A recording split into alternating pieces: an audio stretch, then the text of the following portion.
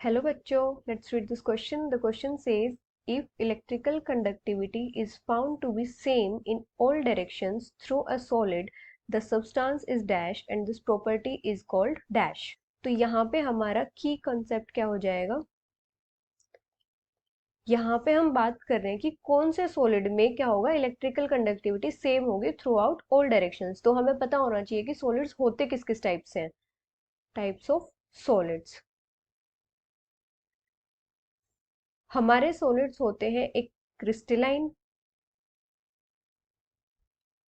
और एक होते हैं हमारे अमorphous सॉलिड्स। अभी क्रिस्टलाइन सॉलिड्स हमारे क्या होते हैं, इन सॉलिड्स में जो पार्टिकल्स होते हैं वो एक परफेक्ट ऑर्डर अरेंजमेंट में होते हैं। मतलब इनमें एक परफेक्ट ऑर्डर होता है पार्टिकल्स की अरेंजमेंट का।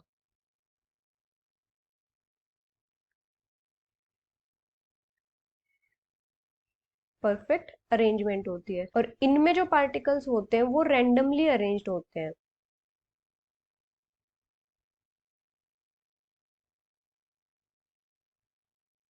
रैंडमली अरेंज्ड होते हैं। अब जो क्रिस्टलाइन सॉलिड्स होते हैं उनमें पार्टिकल्स हमारी एक परफेक्ट अरेंजमेंट होती है, एक परफेक्ट ऑर्डर में। इसमें क्या होता है, हर डायरेक्शन में प्रॉपर्टी चेंज होती रहती है क्योंकि पार्टिकल्स एक ऐसी परफेक्ट ऑर्डर अरेंजमेंट में होते हैं कि उनकी अरेंजमेंट चेंज नहीं होगी, हर डायरेक्शन में प्रॉपर्टी चेंज हो जाएगी। तो इसमें कौन सा इफेक्ट होता है हमारा, एन आइसोट्रोपिक इफेक्ट, या फिर इनकी प्रॉपर्टी को हम बोलते हैं एनआइसोट्रोपी। अब जो अमorphous सॉलिड्स होते हैं इनमें क्या होता है, रैंडम अरेंजमेंट होती है और रैंडम अरेंजमेंट की वजह से क्या होता है कि यूनिफॉर्म प्रॉपर्टी शो होती है हर डायरेक्शन में।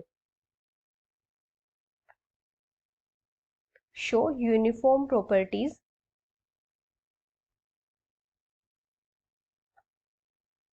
In all directions.